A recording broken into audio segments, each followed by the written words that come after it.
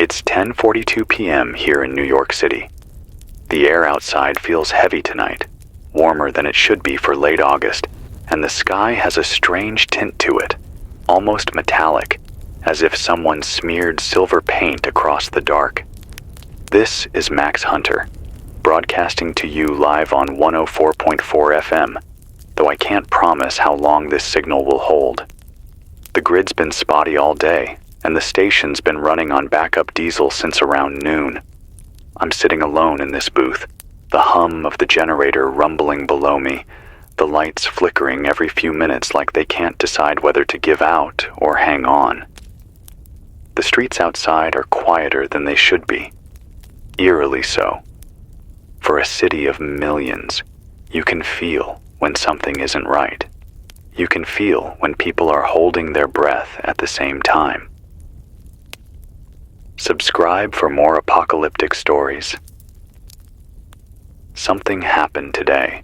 Something that started as rumor and shaky video clips online, then became too big to ignore. And now, we're all standing at the edge of something we don't understand. Around 11 this morning, hundreds of people in Queens reported seeing objects in the sky. Not planes, not helicopters, not weather balloons, though I'm sure someone will keep parroting that line until their last breath. These things were silent, perfectly still, hanging above the skyline like they were tethered to nothing. Witnesses say they reflected the sunlight in a way that didn't make sense. They weren't metal, not in the way we know metal, but they weren't clouds either. People described them as dark shapes that shimmered like heat rising off asphalt. No sound, no contrails, just hovering. At first, everyone thought it was some kind of stunt, a new advertising trick, maybe drones. But then the objects moved. They didn't drift with the wind.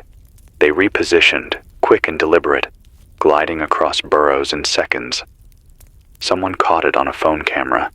The shape over Flushing suddenly shot westward, crossing into Manhattan airspace in the blink of an eye. No sonic boom, no warning. Just there, then there.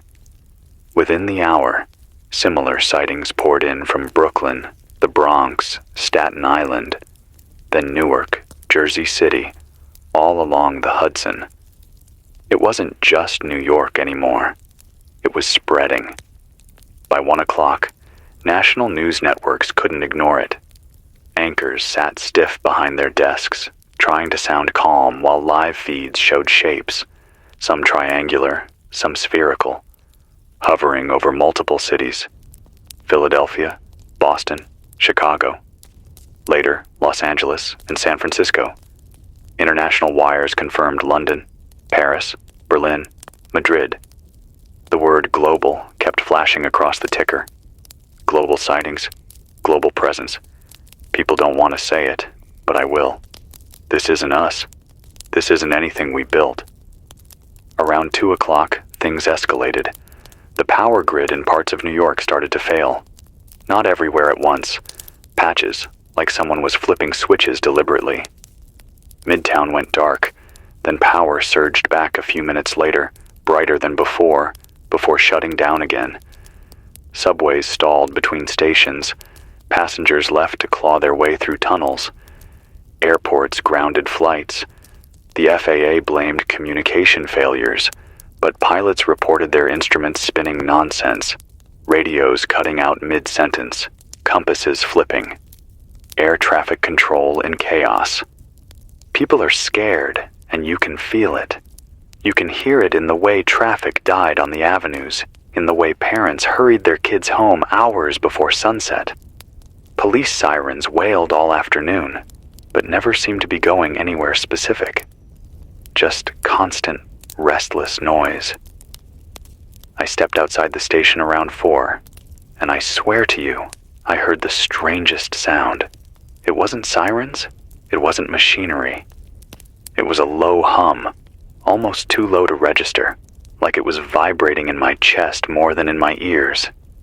The air tasted metallic, like copper pennies on the tongue. And when I looked up, I saw one of them, an object hanging above the East River. Not moving, not spinning, just watching. The government's been quiet, too quiet. The mayor's office issued some half-hearted statement about unidentified aerial phenomena, telling everyone to remain calm, stay indoors, conserve power. That's it. No explanation, no plan. The president hasn't spoken. Just silence from the top, as if maybe if they don't say the word, none of this is real. But it is real. You can't drive a block in this city tonight without seeing necks craned skyward, faces pale in the dim glow, waiting for whatever happens next. I'm telling you all this not as some polished reporter. I've been running this late-night slot for years, and you know me. I don't deal in rumors. I don't spin stories. I play music. I talk about the city. I take calls when the world feels lonely. But tonight, I need to talk, because silence feels heavier than anything else. Silence feels dangerous. If you can hear me, it means the station's still pushing signal through the interference. That matters, because there are whispers, scattered reports, that other stations are going offline. Not because of power failure, not entirely, but because something's blocking them. And here's the strangest part. Around 6 tonight, I picked up faint signals on the emergency band. Not ours, not the Coast Guard or FDNY. Something else. Repeating sequences of tones, bursts of static that didn't sound random. A pattern. A language, maybe, if you believe that sort of thing. I recorded a few seconds, but playing it back gave me a headache, like it was crawling under my skin. So this is where we are. A city on edge, a world on edge. The lights flicker, the sky shifts, and no one at the top is telling us a damn thing, which leaves us here, clinging to the frequencies we can still reach, waiting for someone to admit what's happening, waiting for someone to say the word we've been taught, never to say out loud. They're here. It's been 20 minutes since I last spoke, and the air feels thicker now, like the city is trying to sweat out a fever it doesn't understand. I can taste dust in the vents, the kind that sticks to the back of your throat and makes you swallow for no reason. The needles on the board look normal, but the audio meter keeps dipping for half a second at strange intervals, like something outside is breathing against the signal. I keep one hand on the fader and the other on a thermos of tap water that tastes like it picked up a hint of metal from somewhere in the lines. The generator downstairs is running steady at the moment, a steady, low rumble that almost calms me. But the tech sheet taped to the rack says we have about 16 hours of fuel if I don't do anything dumb. I've killed the lobby lights, the hallway lights, the vending machines, the little blue glow on the coffee maker. If you're hearing me on 104.4 FM, you're part of a thin thread running through a city that has started to feel like a giant room where someone turned off the music mid-song. If you're in Manhattan and you can see the East River from wherever you are, look toward the span of the Queensboro Bridge. There's an object just left of the towers, sitting above the water high enough to be above the cables, but low enough to feel wrong. I can't tell you how big it is because it messes with your sense of distance. It's not casting a shadow that matches the streetlights or the glow from apartment windows. It's like it keeps swallowing the light around it and giving back a soft halo that slides around its edges. I don't want to guess shapes, because every time I think triangle, it shifts until it looks like a smooth oval. And when I say oval in my head, the edges look like straight lines again. It's there though. It's real. I watched it for 10 minutes with my forehead against the glass, and during that time, a barge on the river drifted to a stop and just stayed there, as if the current forgot what to do. I got a message earlier from someone who knows this city better than most of us ever will.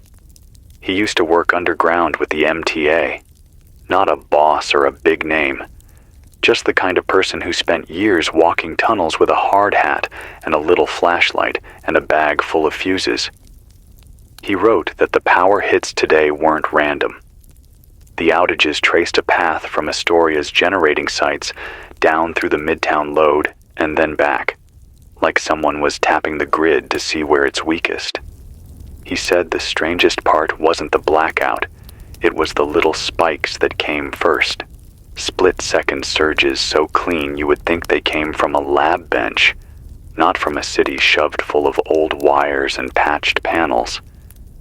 He said something was knocking on the door before it opened, and the door was polite enough to answer. Around 5, a friend I trust texted me from a tower near LaGuardia. He makes a living listening to planes keep their distance, stitching their lines across the sky. His text was short because his phone was dying and everything at the tower was running sideways. But here's what he said. The compasses went weird first.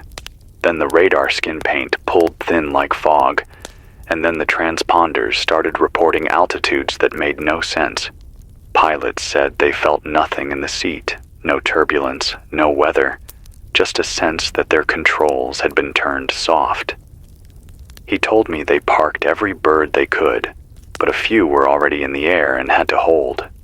One crew described a shape that didn't show on any screen but filled their window with a shimmer like heat haze, and then their radios went quiet for 12 seconds, not static. Silence. When the sound came back, their altimeter had jumped 400 feet without the plane moving. They weren't hurt. They landed. But the look in their eyes afterward, he said, wasn't fear as much as a kind of focus I've only seen in people after they've been through something they don't know how to name. It's not just here. I think you know that already. By early evening, I heard from someone in Boston who said the Charles looked like a black mirror under a cluster of lights that kept changing formation. London's sky had lines of silent glows that leaned over the Thames like scaffolding. A contact in Paris described a curtain of pale shapes along the edge of the city that didn't move when the wind did. In Berlin, a friend said the night went gray all at once, not like fog rolling in, more like someone dimmed the brightness slider on everything. A cousin in Madrid recorded a clip of something hovering above Gran Via, high but close enough to catch the street's neon and throw it back in broken pieces. Tokyo reported silent arcs along the bay. Sydney had dots over the water that reflected the city like coins. And then there were smaller places too. Towns were the biggest thing in the sky on a normal day as a news chopper. But tonight, there were shapes that didn't match anything on the air map. The word nobody wants to pin to this has stopped being a secret word. People have been saying it in their kitchens now, out loud, to see how it feels. I've said it to the microphone twice already under my breath. Saying it doesn't make it any less real. It just makes the room colder. By 6:40, we lost parts of the cell network. Not everywhere, not full down, just enough to break plans and sour tempers. You could watch it in people's faces on the street, heads bent over black glass that refused to listen. I saw two strangers hand a map to each other like it was an ancient relic. I saw a woman pull her kid against her chest when a siren wailed somewhere toward the river. I saw an older man sit down on a curb, not because he was tired, but because he needed the ground under him to say something steady. The city didn't shout the way it usually does when things go wrong. It didn't swarm. It just held itself still and listened to a sky that didn't talk back. You want something practical from me. I feel that. You want to know what to do if the power snaps again, if the subways don't run tomorrow, if the stores stay closed, if that black halo over the river moves a little closer. I'm not a survival expert. I'm a voice in a room with a board and a transmitter and a tin of mints that taste like chalk. But I can tell you what makes sense in the bones. Fill water while it runs. Every bottle, every bowl, every pot. If you live high up, don't trust your taps to keep working if the pumps stop. Put a bucket in your shower and fill it. If your power's still on, charge every battery you own, flashlight, radio, anything that holds a charge. If you have a battery-powered radio, keep it with you. And remember 104.4 FM, as if it's your own address. If you can pick up the NOAA Weather Channel on your device, do it, but be ready for it to drop. If you have a small hand-crank radio, set it by the window. If you have extra food and your neighbor doesn't, trade kindness for safety, because the first fights that break a hallway usually start with something simple like a can of beans. If you have candles, keep them, but be careful. Open flame when nerves are stretched can turn wrong fast. If you have a flashlight, use it as little as you can if you're near the windows. Light feels like a flag when the street is dark. Tape a strip of cloth over your window edges if you can, not to keep anything out, but to keep broken glass from fanning into your room if something shakes the glass. If you have to go out, put your phone in airplane mode and use it only when you need it, because there's more than one way to find someone in a city at night, and a device that shouts over the air might not be your friend right now. I spoke earlier, before his line went dead, to a man who spent his life in rooms with old radar screens that hummed like bees. He said we've hit a moment where it feels like our machines are being treated like guests in someone else's house. He told me not to use the word jammed, because jamming is noisy and clumsy, and you can feel it push back. This is quiet. This is like being ignored by something very patient. He said, if those shapes wanted to knock us out, they could have done it already. He thinks they're studying how our systems hold together when parts are pulled away. He told me to listen for patterns, not just outages. Look at which neighborhoods go dark, which come back first, which bridges hold their lights, which tunnels are kept open for a while then closed. He said, if you see the same favor given twice, that's a choice. If you see a path held clear through the mess, an avenue with mostly green lights while everything around it is out, stay far from it. Things that move with intent prefer their own roads. I keep thinking about the first time I ever saw a picture of the city from above. I was a kid, and I stared at the way the grid made everything look simple, clean, ordered, even though I knew it wasn't. From the air, the mess turns into a pattern. Maybe that's what they see when they look at us from wherever they are in that gray halo over the river. Maybe they see a circuit board pulsing with little red and green points, an organism with traffic arteries and glowing nodes. Maybe the surges we felt today were fingers pressing lightly on points to watch the muscle twitch. I know how that sounds. I know I'm just a person guessing out loud because silence is worse. But I keep coming back to the way the power flickered like someone was learning, and the way the shapes don't drift like things that ride the wind. They hold their ground the way a person stands in a doorway to decide if they're walking in. It's 11:23 now. The temperature in the booth has dropped a couple of degrees because I killed the rack's fan to save power. And in this little space, you can feel small choices like that right away. I've got the transmitter tuned a hair up from our normal push because the noise floor climbed and I need to ride on top of it. If you lose me, move your dial a notch up or down and see if I'm hiding off center. If you find me again, write down where I landed. If I slide for a while, it's because the interference is sliding me, not because I've left you. The antenna on the roof is old but strong, and the cable that feeds it is thick enough to bite through if you're angry, which I guess is a comfort. if you hear any bleed from other stations, know that our board will fight for the space as long as it can. I wish I had something clean to give you next. A statement. A plan. But all I have is layers of small reports and a gut. A nurse I know on the east side said her ER stayed bright while most of the block went dark. She said their monitors showed heart rhythms dip for 2 seconds and then snap back as if nothing happened. She said her oldest patient, a woman who can tell you who lived on every floor of her building back to 1974, looked at the ceiling and whispered a name the nurse didn't recognize, which could mean nothing.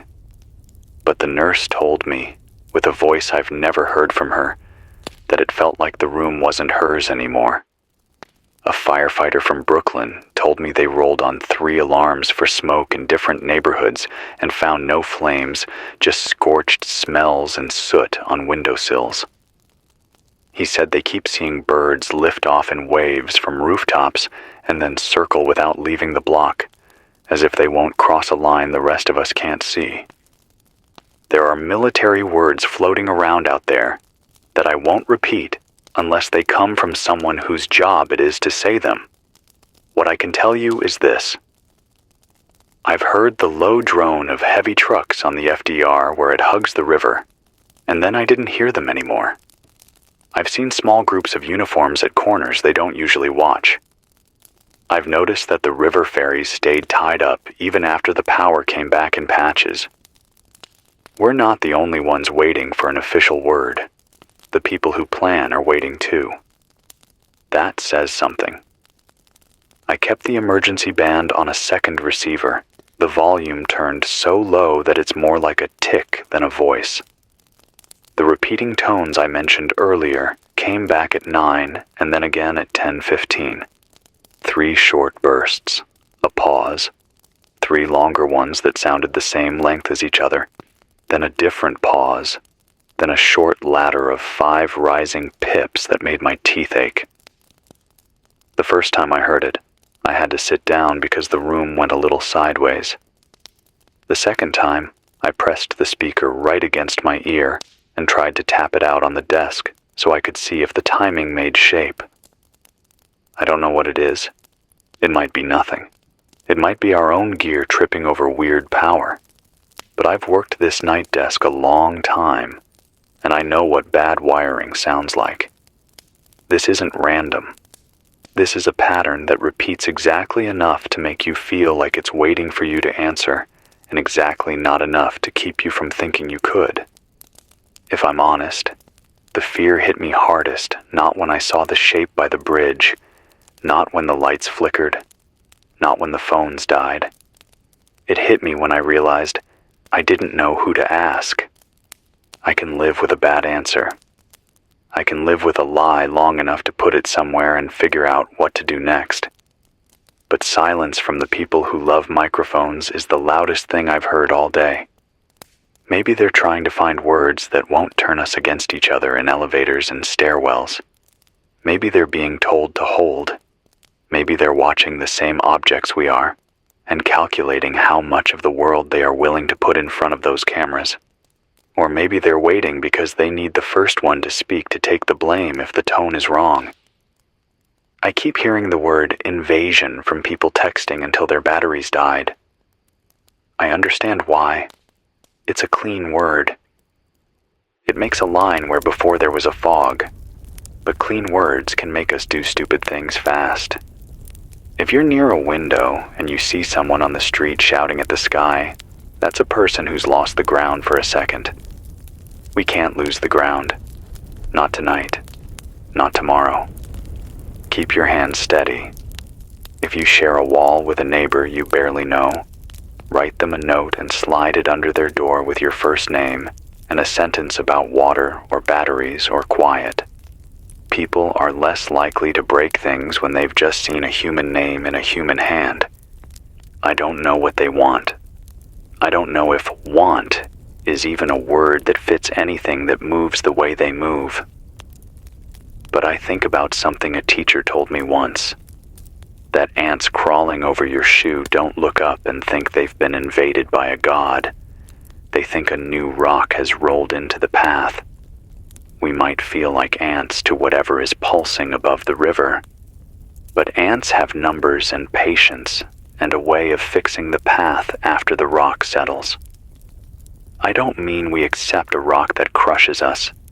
I mean we learn the edges of it and find the places where it doesn't fit right. If you're outside now, and I know some of you are because the heat inside is mean and the night can feel kinder than stale air, listen to the city. If you hear the normal things, the quiet talk from a window, the squeak of a bike chain, a dog's collar, it means the block still believes in itself. If you hear too much nothing, it means people have pulled their lives into the center of their rooms and are waiting with their backs to the walls. Walk soft. Don't give anyone a reason to decide between a bad choice and a worse one. If you have to knock, keep both hands where they can be seen. Say your name the way you'd want someone to say theirs at your door. It's close to midnight now, and I keep glancing at the little clock on the mixer, like it owes me something. Midnight makes people assign meaning to things that happened around it. If something's going to move, a part of me thinks it'll choose the turn of the day because we make stories out of that. But the sky doesn't read our clocks. If something changes, it'll be because it was ready. I'm ready to tell you when I see it. If the power drops out in this building, and it might, you'll know, because my voice will thin, and then bend, and then go flat. If that happens and then comes back, I'll repeat the time and tell you exactly what I saw out the window while I was in the dark so that someone else can check me against their own eyes. I keep thinking I should say something hopeful to end this stretch of words, but hope that's too shiny can make you dizzy. So here's the honest kind. The city knows how to be quiet when it has to. We've done it before for storms, for blackouts, for nights when the smoke tasted like metal and the sky felt close. We can do it again. You know how to move in a hallway without waking a neighbor. You know how to check on someone without making a scene. You know how to stand by a window and let your eyes adjust until you can tell the difference between a shadow and a person and a thing that isn't either. You know how to share what you have without losing yourself. That's the hope I have. The kind that comes from things we've already done. One more thing before I take my eyes off the board and look at the river again. If you've got a notebook, write down what you see. Not for history, for tomorrow. If the lights go and the feeds die, memory gets strange fast. Write the time, the place, the shape, what it did, what it didn't do. Draw it if you can. Compare with someone else tomorrow, when the sky brightens and the shapes either fade or don't. Patterns are the only defense we've ever had when we don't understand what's in front of us. Patterns make fear smaller. They don't erase it, but they make it a thing you can put in a corner while you decide what to do next. I'm going to drop my voice for a minute and walk to the window, and then come back and tell you what I see. If the signal changes while I'm up, ride the dial until you catch me. I'll keep talking as long as the diesel holds and the antenna stays fixed. If the tone pattern hits again, I'll describe it the best I can without making your ears ache. And if anything over that river decides to move in a way that isn't watching anymore, I'll say it plain. You don't need drama from me. You need truth that you can hold up to your own window. I'm still here. The river is dark and thinner somehow, like the tide pulled low, even though it shouldn't at this hour. And that halo beside the bridge is still there, unblinking. The barge hasn't moved. A line of taxis on First Avenue looks like a string of patient eyes, all red, all steady, no horns. A man on a rooftop 2 blocks down is smoking and staring at a sky that refuses to accept the smoke. Somewhere a dog barked once and then remembered itself. A couple walked past the corner with their hands joined so tight I could see their knuckles even from here. The city is breathing shallow, but it is breathing. I'm going to keep the mic open. If the generator coughs, forgive the silence while I guide the levels back by feel. If you can hear me, you're not alone. Say the frequency to yourself now, so it stays in your head if you wake up in the dark. 104.4. If you have to leave this room of yours for any reason, write it on a scrap of paper and put it in your pocket. If the objects above us go from watching to speaking, we'll figure out how to listen together. And if all they do is hover and hum and move us around like chess pieces, then we keep our feet under us and refuse to play by rules we didn't agree to. Midnight came and went while I was looking out the glass, and nothing made a show of it. Sometimes the quietest minutes are the ones that change the most. I can't prove it, but I feel the city settling into a different kind of night, one that measures itself not by last call and train times, but by the time since the last flicker, the last tone, the last look up. I know you're tired. I'm tired too. My throat is dry no matter how much water I drink. My hands feel a little numb from resting on the desk. But I'm not going anywhere. The booth is warm enough. The fuel is steady for now. And the old antenna above us is doing the only job it's ever wanted to do. Keep listening. Keep your voice low. Keep your eyes open without burning them out. If the sky changes, I'll tell you. If the patterns repeat, we'll write them down. If the power dies, I'll come back when it breathes again. And if you're scared, and there's no shame in saying you are, put your hand flat against the wall and feel the building hold you up. That's real. That's yours. I'll keep talking. It's 1:30 in the morning now, and I can feel the weight of the city pressing against the walls of this booth, like the silence itself has mass. The hum from the generator below has settled into a rhythm that's almost hypnotic, but every time I think I can lean into it, the lights above flicker and remind me nothing is steady anymore. My body aches from sitting here hunched over the board for hours, but stepping away feels like stepping out of a lifeboat into dark water. So I stay. If you're still tuned to 104.4 FM, then the thread hasn't snapped yet, and that's all that matters. I just looked outside again, and the object by the Queensboro Bridge hasn't moved. Or maybe it has, but only in ways I can't measure. It's strange. When I first spotted it, I swore it was directly above the water, but now it looks shifted toward Midtown, hovering closer to the towers. I can't tell if it moved while I blinked, or if my eyes are lying to me after staring too long at something that refuses to give shape. The barge is still frozen on the river, a black block in the current, and that tells me this isn't just my nerves. Time does strange things when the world stops making sense. There's been more reports trickling in over the shortwave. I keep another receiver on the desk, tuned low so it doesn't bleed into the mic, and every so often, a voice breaks through. A man in Philadelphia swore he watched 3 glowing shapes arrange themselves into a triangle above the art museum, holding still for nearly half an hour before dissolving into the sky as if they'd never been there. A woman in Jersey City said the street lamps along her block pulsed in rhythm with the sound of a hum that seemed to come from everywhere at once. In Boston, someone sent a desperate burst, saying the power went out across entire neighborhoods and then came back. But when it did, every clock in their house was wrong by the exact same amount, 2 hours and 17 minutes ahead. She said none of her neighbors could explain it, and when she tried to reset the clocks, they shifted back on their own. That's not a blackout. That's something else. I keep hearing this phrase in my head over and over. They're testing us, not attacking, not destroying. Not even announcing. Just probing the edges, seeing what bends and what breaks. Maybe that's wishful thinking, because the alternative is worse, but my gut tells me this is observation, not war. At least not yet.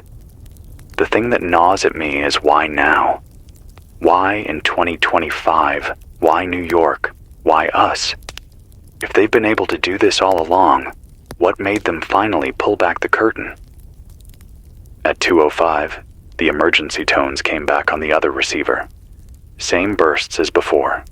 Short, long, pause, then the rising ladder that makes my teeth ache.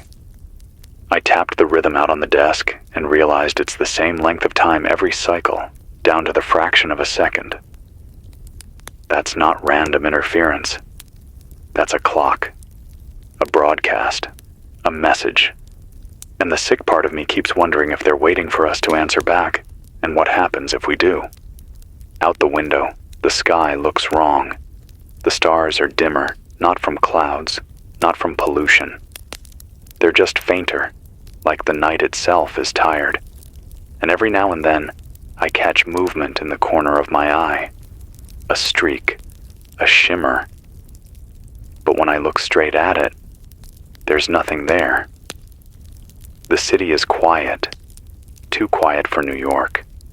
Even the traffic on the avenues has thinned to nothing but the occasional pair of headlights moving slow, like drivers aren't sure if they should be out at all. I got a text earlier from someone I trust who works in emergency management. It came through at 9, just before her phone died. She said, FEMA command in the city hasn't heard a single word from Washington since this afternoon. No briefings, no orders, no direction.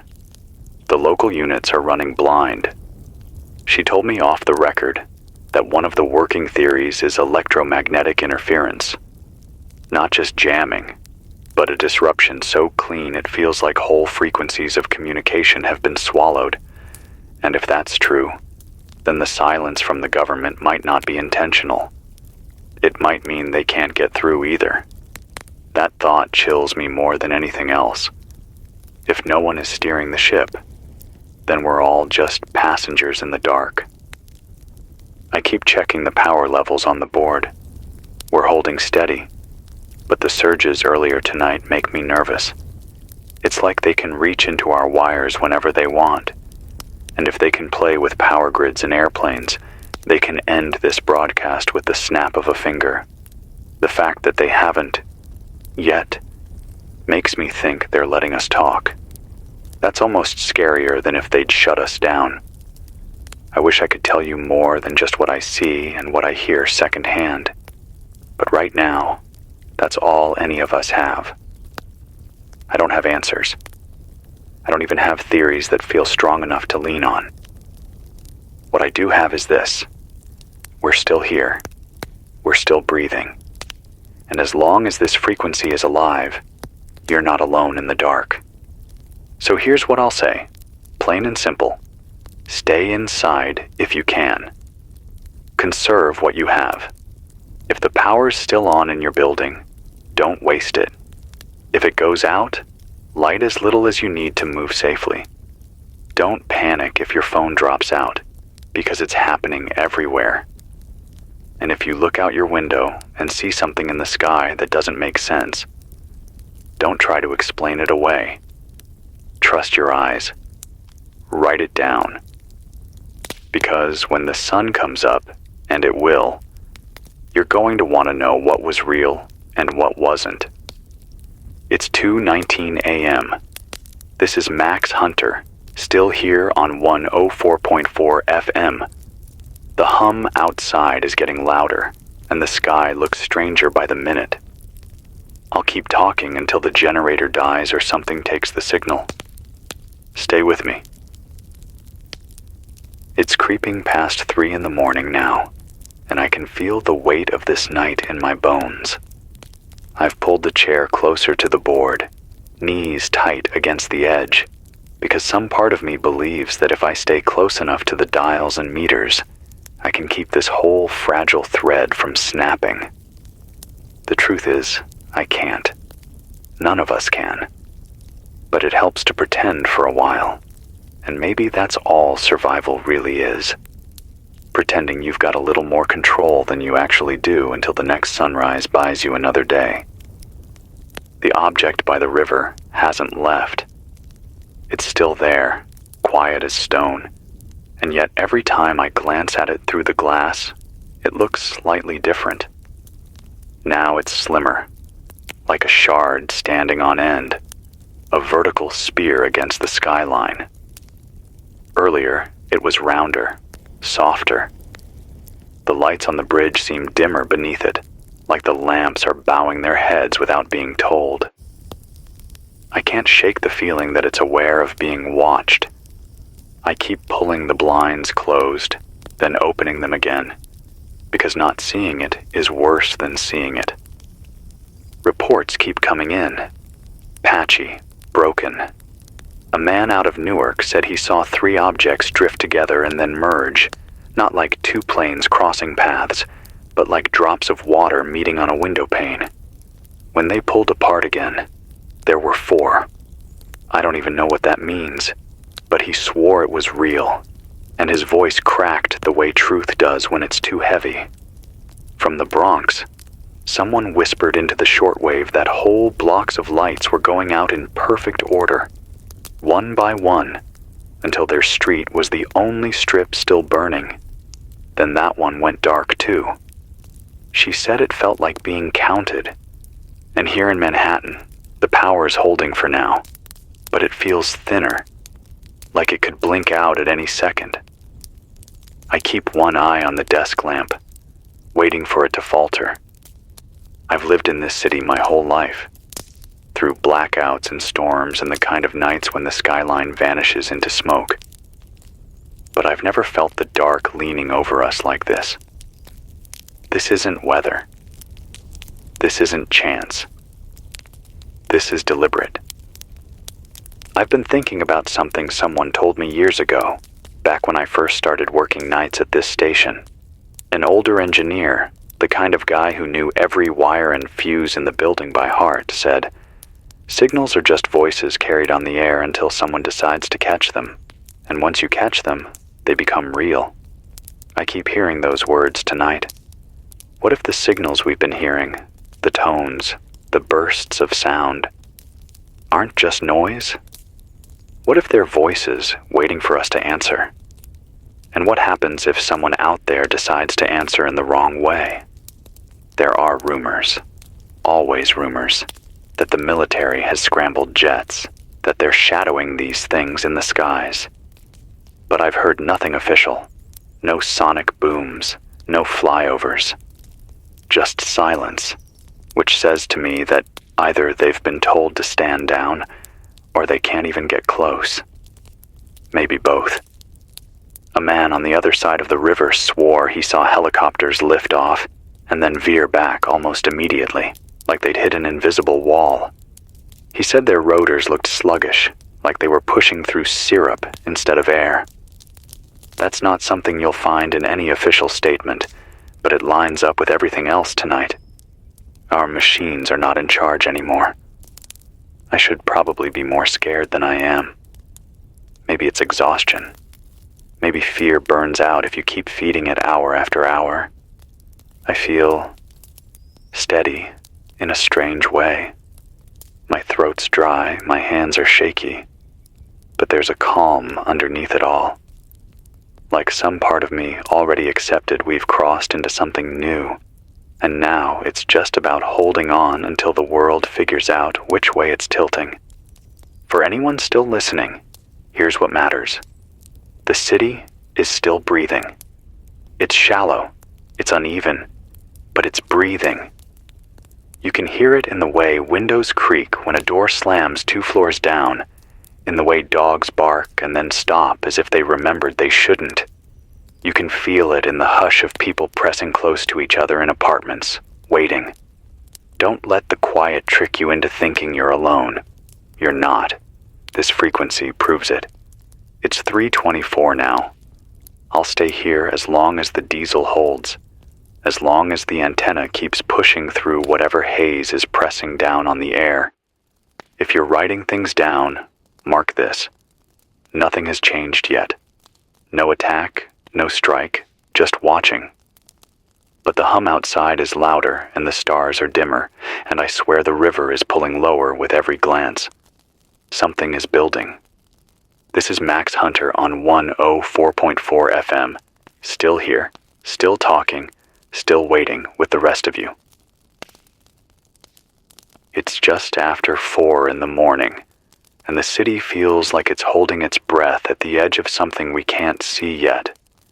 The air in this booth is warm and close, even though the fan's been cut for hours to save power, and the smell of the diesel downstairs keeps slipping up through the vents. I keep telling myself it's steady, that the fuel line hasn't clogged, that the generator won't cough and leave me talking into dead air. But I've been staring at the clock on the mixer for so long that every minute feels stretched thin, like it's barely holding together. I looked outside again a few minutes ago, and the object by the bridge has shifted. I don't care what anyone says. It moved. Not fast, not dramatic, but it's not where it was before. It's higher now, further uptown, closer to Roosevelt Island, and its shape is sharper. The halo that used to blur its edges has pulled in tighter, glowing harder against the sky. I thought maybe it was me. Maybe I was too tired. But then I saw the reflections in the windows of a tower across the river, panes of glass bending in patterns that didn't match the streetlights below. It's there, and it's closer. The streets below are emptier than I've ever seen them, and this is New York. Even in blackouts, even in storms, there are always voices, always movement. But tonight, it's as if the city agreed all at once to hide. Every car that was parked along First Avenue has its lights off now, even the ones that had been idling with their engines running. That's not chance. That's people making a choice. And somewhere, far off, I swear I heard a sound I can't explain. Not a hum, not a siren, a pulse, like the low thump of bass from a club 2 blocks away. Only there are no clubs open, and it came from the sky. I've been monitoring the emergency band. Just after 3:50, there was a burst of voices, clipped and panicked. Couldn't catch much through the static, but the words grid collapse and multiple sites came through clear. A male voice shouted coordinates before it cut off, then silence again. Not interference, just gone. If I had to guess, they're losing more than lights out there. They're losing the things that keep cities stitched together. The transformers, the substations, the signals that keep water pumps turning and hospitals bright. We haven't felt it fully here yet, not in Manhattan, but the Bronx is dark now. I can see it from the roof, a stretch of black where there should be orange glow. That's not just rolling outages. That's a chunk of the city gone. A man from Queens reached me on shortwave, his voice shaky but clear. He said the air above his street shimmered, and then every car alarm went off at once. Not in sequence, not staggered, the same second. He said when the sound stopped, the sky above the block wasn't empty anymore. He saw 3 shapes hanging together, lights like pinpricks tracing along their sides. He said his neighbors started shouting, but the moment one of them ran into the street with a flashlight, the beam bent like it had hit water. Then his radio cut. That was 10 minutes ago. I haven't heard him since. It feels like we're being pushed, herded almost, though I don't know toward what. First the cell towers go, then the power blinks. Then the sky shows us these impossible shapes. None of it is random. It's too clean, too deliberate. It's like watching someone lift pieces off a chessboard slowly, one by one, daring you to make a move you know won't matter. And yet, despite all of this, There are signs of people refusing to fold. I saw a group on the street earlier, maybe 6 or 7 of them, carrying flashlights wrapped in red cloth to dull the beams. They were moving in a line, calm, careful, heading toward a building that still had faint light inside. They weren't panicking. They weren't shouting. They were just surviving. A small victory, maybe, but one that matters. If you're listening and you're scared, remember that. People are still out there, making choices, finding ways to adapt in real time. That's what we've always done.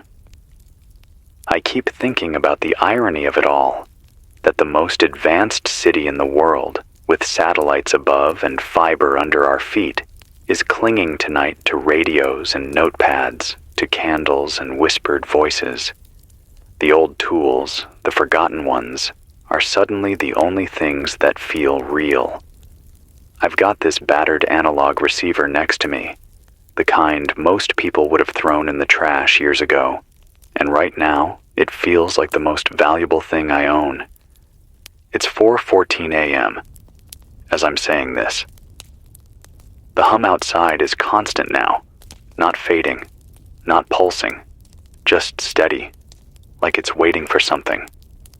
I don't know how much longer this stillness lasts before it tips into whatever comes next, but as long as this mic is hot and the antenna's reaching out, you're not alone. This is Max Hunter on 104.4 FM. I'll keep talking. It's closing in on 5 in the morning now, and the city feels thinner, stretched out like skin pulled too tight. The booth is warm, the air stale, and my eyes burn from staring at the glow of the meters, but I can't step away. Not when everything outside feels like it's shifting under our feet. The hum in the air hasn't gone quiet. If anything, it's stronger now, resonating in my chest like a second heartbeat. I keep swallowing, but it doesn't go away. The shape over the river is gone, not floated off, not drifted. It's just not there anymore. I looked up expecting to see the halo, the reflection off the glass towers, and instead, there's nothing but empty sky. At least it looks empty, but the water's wrong. The East River should be moving with the tide, but from here it looks like it's flat, perfectly flat, like a sheet of dark glass. I can't see ripples, not even where a tug should have been cutting through half an hour ago. It's as if something pressed its hand down on the surface and told it to be still. A call came through on shortwave around 4:40. The voice was breaking, but I caught enough to understand. Somewhere in Brooklyn, whole blocks have lost power for good. Not the flickers we've had here, but black stretches where nothing has come back on. He said people were gathering on the street corners with candles, forming little clusters, watching the sky. And then he said, one of the shapes descended lower, close enough that the rooftops lit up with a pale glow, like moonlight only sharper, cleaner. He swore he saw people stop moving, just freeze in the middle of the street, staring up. He shouted into the mic for them to run, but nobody moved. And then, the transmission cut. No static, just silence. Another report, this one from Boston, came in through a friend who still has a working ham set. He said the objects above the city changed formation at dawn. Not random drifting, deliberate shapes, geometric patterns, circles and lines that held for minutes at a time. He said it looked like writing, like something spelling itself across the sky. He doesn't know if anyone else saw it, but the way his voice shook told me it wasn't just his imagination. Here in Manhattan, things are starting to crack. About 10 minutes ago, I heard shouting on the avenue below. Not many voices, just a handful, but loud enough to echo between the buildings. I couldn't see what sparked it, but it ended fast, like whoever it was remembered how dangerous noise feels right now. A single car alarm went off down the block, sharp and jarring, and within seconds it cut out. Maybe the battery died. Maybe someone smashed it. Either way, the silence that followed was heavier than the alarm itself. If you're still awake, if you're listening, do this now. Fill anything you can with water. I know I said it before, but I'll say it again. If the pumps fail, if the grid goes down across the whole city, taps will run dry faster than you think. Don't wait until the morning. Do it now, in the quiet. Don't make it loud. Don't bang pans or let faucets gush. Just fill, seal, store. The same goes for food. If you've got bread, rice, canned goods, put them somewhere safe, because supply chains are fragile even in the best of times. And if you think you've got enough, you don't. Double it if you can. The government's still silent. No word from City Hall, no word from the state, no word from Washington. Just the hollow reruns of statements that mean nothing. I've been scanning every frequency I know, and all I hear are fragments, clipped transmissions, static bursts, tones that repeat like clockwork. If someone up there is coordinating, they're doing it on channels we can't touch. For us, it's just the quiet, the hum, and the sight of shapes that shouldn't exist. I wish I could tell you it's going to be fine. I wish I could say this is some drill, some experiment, some mistake. But I don't believe that, and neither should you. Whatever's happening out there, it's bigger than us, and it's not stopping. The best we can do right now is hold steady, stay calm, and keep each other alive. It's 5:06 a.m. The horizon is starting to pale, the faintest hint of dawn behind the skyline.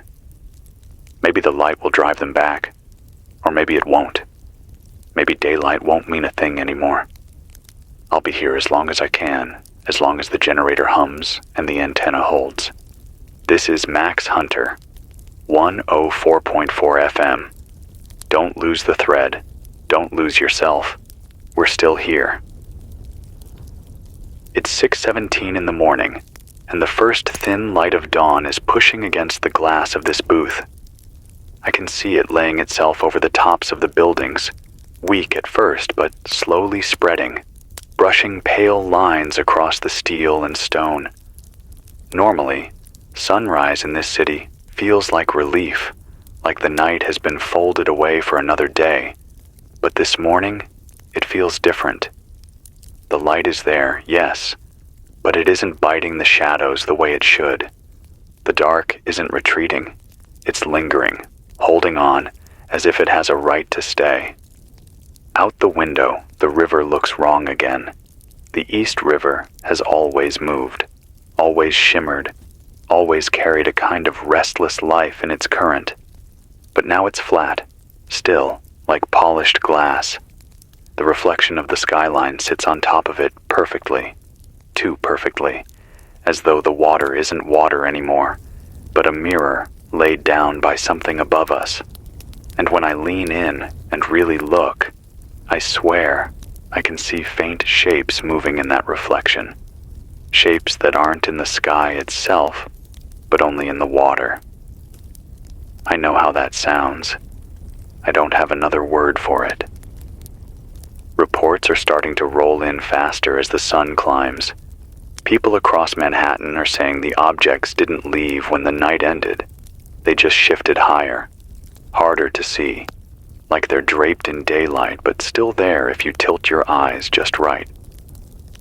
Over Brooklyn, a cluster of them caught the sunlight and shimmered like oil on pavement before vanishing from sight.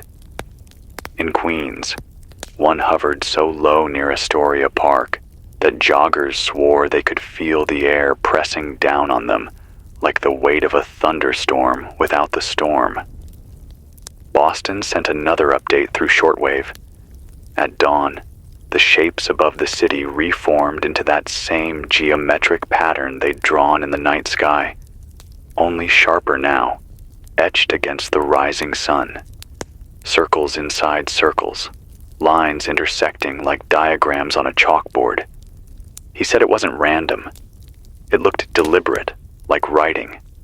Paris had the same. London too. Berlin reported something stranger. They said a line of shapes stretched across the horizon and then bent, curving downward until the whole sky looked like a dome. I don't even know how to picture that. Closer to home, I've started hearing the first cracks in the city's calm. Around 5:45, shouts echoed up from First Avenue. People arguing, panicked, one voice breaking through louder than the rest. "We have to leave!" A few minutes later, the screech of tires, a car slamming into another, glass breaking. And then nothing. The silence afterward was heavier than the noise itself, like the city absorbed it and swallowed it whole. If you're listening now, if the sunrise woke you, hear me. The systems we depend on are not stable. Subways have stalled and may not come back. Power is blinking across boroughs. Some places are dark for good. Cell towers are unreliable. Don't assume the normal rules still hold. Don't wait for an announcement that may never come. Prepare. Quietly. Calmly. Water, food, batteries, paper and pen to write what you see. Radios to hear what's still being said. Talk to your neighbors, but talk soft. Share what you can without letting fear turn you against each other. Panic is the easiest weapon they could use against us, and it's one we'd hand over willingly if we're not careful. I keep wondering if this is the moment that history will mark, the morning when the world stopped being ours alone. We used to talk about this in stories, in whispers, in conspiracies. We asked if we were alone, if there was something out there looking back. And now, here we are, staring at shapes that don't belong to us, listening to tones that don't fit our machines, feeling our city bend under hands we can't see. The question isn't if anymore. The question is why. Why now? Why us? The generator is steady for now. The meters are humming. The signal is holding. If you can hear me, you're part of something fragile but alive. You're not alone, no matter how empty your street feels. Keep the dial close, keep your ears open, keep yourself grounded. This is Max Hunter, 104.4 FM, 6:25 in the morning, New York City. The day has begun, but the night hasn't ended. It's 7:03 in the morning, and for the first time since this all began, I can feel the city starting to crack in daylight. Normally by now, the avenues would be choked with traffic, horns blaring, people spilling out of subway stations with coffee in hand. But this morning the streets are half empty, scattered with small knots of people standing still, staring at the sky. The hum hasn't gone. If anything, it's stronger in daylight, like the rising sun hasn't driven these things away, but given them more ground to work with. The East River hasn't moved all night, and it still hasn't started now. I leaned my forehead against the glass for a long time, trying to see some ripple, some trace of current. Nothing. And then, just before I sat back down, I saw something else. Not in the sky, in the reflection. Lines, faint but sharp, sketching across the surface like someone was drawing with light directly on the water. Circles, intersecting lines, patterns too clean to be random.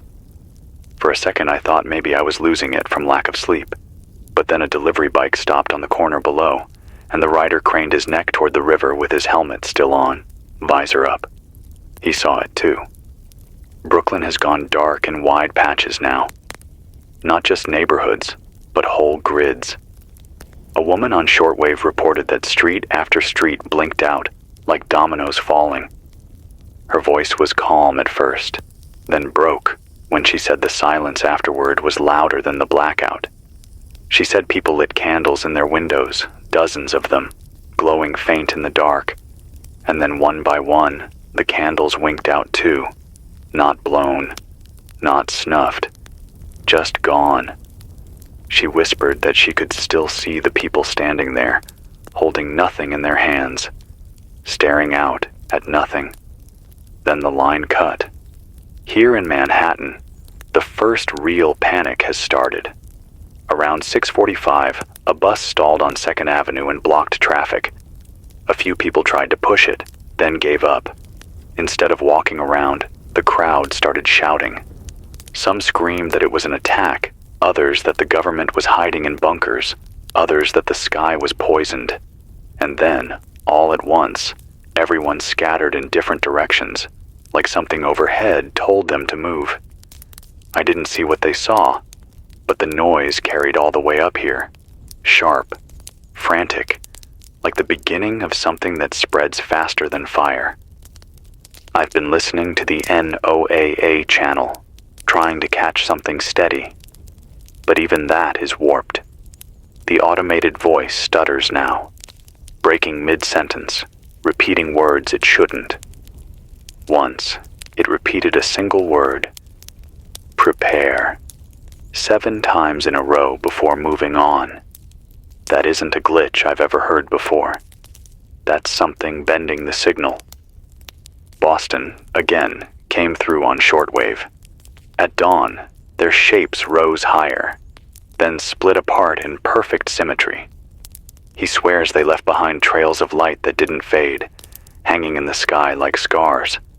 He said the city is losing power sector by sector, same as us, and that hospitals are running on backup generators. He's afraid they won't last. London echoed the same, Paris too. Reports from Madrid said people saw one of the shapes descend so low it skimmed rooftops, then vanish as if it folded into the air. No sound, no warning, just gone.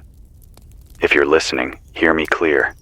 This is no longer something happening only in the shadows of night. It's here in the morning. It's here in the daylight. The city is being broken down, one piece at a time. Power, communications, trust. This isn't chaos. It's dismantling. If you can, stay where you are. Don't join crowds. Don't follow the noise. Crowds are dangerous when fear spreads faster than reason. Gather what you need quietly. If you live in an apartment, knock softly on the doors closest to you. Exchange names. Agree on a plan. Don't wait for someone in a suit behind a podium to tell you what to do. They haven't spoken yet, and maybe they can't. It's 7:20 now. The light outside is full, but the sky still doesn't look like morning. The hum hasn't stopped. The river is still flat as glass. The patterns in its reflection are sharper, spreading wider, like a map unfolding. Something is happening, something too big for me to name. This is Max Hunter, 104.4 FM. Stay quiet, stay steady, and don't look away.